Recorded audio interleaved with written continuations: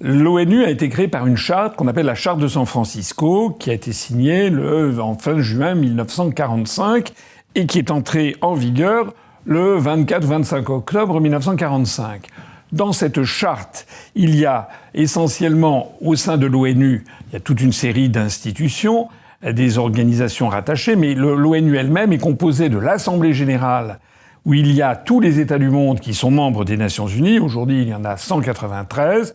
Il y a quelques très rares États qui ne sont pas membres de l'Organisation des Nations Unies, par exemple Taïwan, l'État qui n'est pas reconnu comme un État indépendant, notamment par la République populaire de Chine. Mais le nombre d'États est très faible qui ne sont pas à l'ONU. C'est parce qu'en général, ils ne sont pas reconnus comme tels par d'autres États. Par exemple, l'État palestinien n'est pas un État membre de l'Organisation des Nations Unies. Il y a d'ailleurs actuellement des conversations, des négociations dans les coulisses. Certains pensent qu'il faudrait que l'État palestinien soit reconnu comme un État de plein droit de l'Organisation des Nations Unies, ce pourquoi personnellement je suis favorable, puisque j'ai déjà eu l'occasion de signaler que nous étions favorables à l'UPR, à l'application du droit international actuel qui prévoit qu'il y ait deux États en Palestine avec l'État d'Israël qui soit coexistant avec l'État palestinien. Alors ça, c'est l'Assemblée générale des Nations unies où il y a 193 États et qui peuvent voter des résolutions notamment, et devant lesquelles planchent tous les chefs d'État ou de gouvernement ou les ministres des Affaires étrangères du monde entier chaque automne pour définir un petit peu quelle est leur politique nationale respective, entre autres choses. Et puis il y a une instance suprême qui s'appelle le Conseil de sécurité des Nations Unies, qui est un peu le gouvernement, si l'on peut dire. Et cette instance suprême a un pouvoir très important, puisqu'elle a le pouvoir d'abord de prendre des résolutions, les résolutions du Conseil de sécurité qui ont force de loi en termes de droit international, normalement, même si certains États refusent de les appliquer, et également de mettre en œuvre ce qu'on appelle le chapitre 7 de la Charte des Nations Unies. Le chapitre 7 prévoit donc des actions éventuellement militaires de l'ONU en envoyant des casques bleus, c'est-à-dire des soldats de l'ONU ayant un casque bleu, avec marqué dessus UN pour United Nations, et qui vont essayer de séparer des belligérants. Et puis le Conseil de sécurité peut donc décider d'intervenir dans ce cas-là.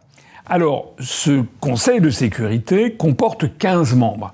Et évidemment, pas être membre du Conseil de sécurité est quelque chose qui est très désirable, puisque ça veut dire faire partie des quelques pays qui peuvent imposer des résolutions à l'ensemble du monde.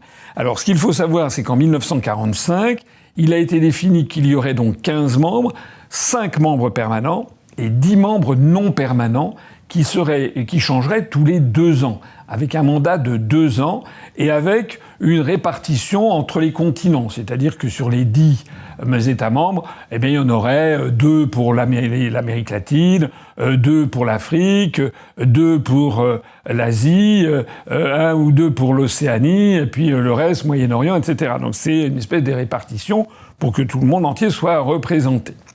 Et puis également 1 ou 2 pour l'Europe. Alors, le Conseil de sécurité, depuis 1945, comporte 5 États. Et en 1945, les 5 États qui ont eu le siège permanent au Conseil de sécurité, ce qu'on appelle les grandes puissances, ils ont de surcroît un autre pouvoir considérable, c'est le droit de veto. Ils peuvent mettre leur veto à l'adoption d'une résolution. Donc ça fait vraiment d'eux les 5 grands, comme on dit, les 5 grandes puissances du monde. Quelles étaient ces 5 grandes puissances en 1945 ? Eh bien, les 5 puissances qui faisaient partie des puissances victorieuses, des nations unies contre qui ? Contre l'Allemagne nazie, l'Italie mussolinienne et le Japon militariste, c'est-à-dire en fait contre l'Axe. D'ailleurs, l'Allemagne, l'Italie, le Japon sont entrés plus tard que les autres à l'ONU. L'Italie, de mémoire, et le Japon sont entrés à l'ONU en 1955, c'est-à-dire 10 ans après la création de l'ONU. Quant aux Allemagnes, elles ne sont entrées qu'en 1973 avec l'Allemagne de l'Ouest et l'Allemagne de l'Est lorsqu'il y a eu l'accord de l'URSS. Alors, quelles étaient ces 5 puissances victorieuses ? Premièrement, les États-Unis d'Amérique. Deuxièmement, l'Union soviétique. Je rappelle qu'on est en 1945. Troisièmement, la Chine, qui à l'époque est dirigée par le Kuomintang, avec le drapeau du Kuomintang, qui est aujourd'hui le drapeau de l'île de Taïwan. Quatrièmement, la France, Et cinquièmement, le Royaume-Uni. Ce sont eux les 5 membres permanents du Conseil de sécurité.